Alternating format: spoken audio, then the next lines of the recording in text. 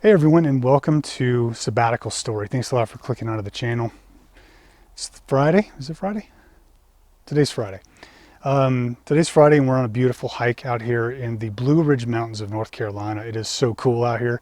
I mean, check it out. You can't see, but back there is just amazing views, and we're like in the clouds right now.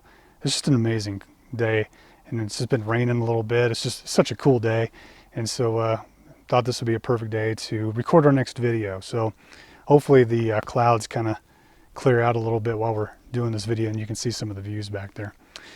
So in this video, we're going to be talking all about how to plan your sabbatical. Okay. And so the first thing I want to talk about with that is that we need to reverse engineer it. So we need to start with the end in mind. So everybody is in a different place and everybody's sabbatical is going to be unique. So I'm going to talk in generalities here, you know, so I can't get into the specifics because there's so many variables out there. But I think these specifics will really help you get your sabbatical planned and make it perfect for you. So the first thing I should suggest, which is what we did, is you have to plan a date. There needs to be a day that you're going to actually start your sabbatical. You can't wait for things to just kind of happen and come together. It'll just never work. You need a day. That day can be a significant day, like, I don't know, your birthday or maybe New Year's one year or something along those lines, but make it a date. Once you have a date, you can start working backwards to figure out what it is that you need to do to have everything in order by then so that you can go on your sabbatical. The second thing, once you have a date, is you need to plan what it is that you want to do with your sabbatical, whatever it is. Travel. You know, maybe you want to write a book and stay at home, or, you know, build a business or volunteer, whatever it is. Plan what it is that you need, that you want to do for your sabbatical. The next step, once you have a pretty good idea of what you're going to be doing, you need to start working out how much it's going to cost you, how much money you're going to need for your time. How long are you going to be on sabbatical? A year, 6 months, 5 years, whatever it is. Know how much money it's going to cost based on what you want to do. Then whatever you come up with, add like 20% because it's definitely going to be, it's always more than you expect it to be, you know. So whatever it is you figure, add 20% to that number. Now, once you've decided how much money you're going to need and what you're going to do on your sabbatical, go back to your date that you set to begin your sabbatical. And now at this point, you need to decide, can you save enough money between now and your date to go on your sabbatical? And if the answer is no, don't give up. It's not a failure. As all it is an adjustment. Just make an adjustment to the date, or live a more simplistic lifestyle, enabling you to save more money so that you can hit your targets by your sabbatical date. Next, start working backwards from your sabbatical so that you can plan all the things that you need to have planned in a nice sequential order so that nothing gets missed by the time you get up to your sabbatical day and things really start happening fast, okay? Things like health insurance, travel insurance. Make sure that you know how much those things are going to cost and when you should get them. If you're going to be resigning from your job, make sure you do it respectfully and do it well, because you may need to cross that bridge again later on.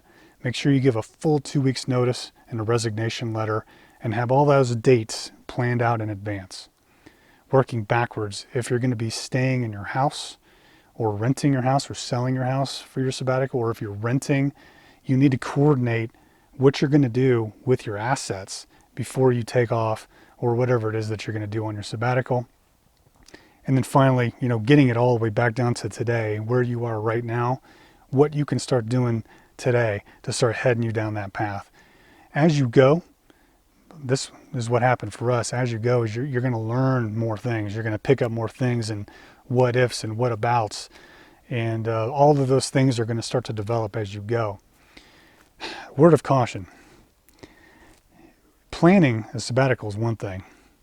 Actually taking action on all these things that you planned out is a little scary, because you're kind of pulling the plug on a familiar lifestyle, you know, what you've always done. You go to work every day and all the normal things that you do every day. you're kind of pulling the plug on all that stuff and doing something a little bit against the grain of our modern society today, because not many people take a sabbatical.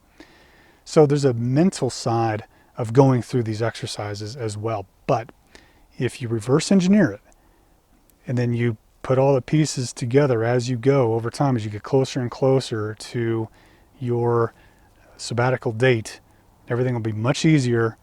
You won't be going around crazy trying to make everything happen at the last minute. And you'll have an amazing time. It'll be much more smooth. Final word suggestion that I'll give to you is that there's always going to be like some reason why you can't go. People need you at work, or there's always going to be something going on. Look, if you're ever going to do this for yourself, you have to put some of that stuff aside.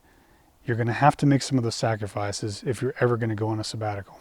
But let me tell you, it is worth everything that you need to do this. My wife and I are halfway through our planned year off sabbatical, and we have accomplished so many things that we've wanted to do. I mean, we're shooting this video, for example, because we want to, and we couldn't have done it if we were at work today, right? So there's so many advantages and so many cool things about being on a sabbatical that you just can't get any other way. And when you look back, the little sacrifices or things that you had to give up or change or anything along those lines just disappear. So anyway, I hope you found this video helpful. Leave your comments below. Let me know if I'm missing something glaring. We can certainly shoot another video about it. And that's about it. Again, I'm going to get back on my hike. It's just beautiful out here today. We're going to go hiking in the mist. So, all right. Well, that's it. We'll see you on sabbatical.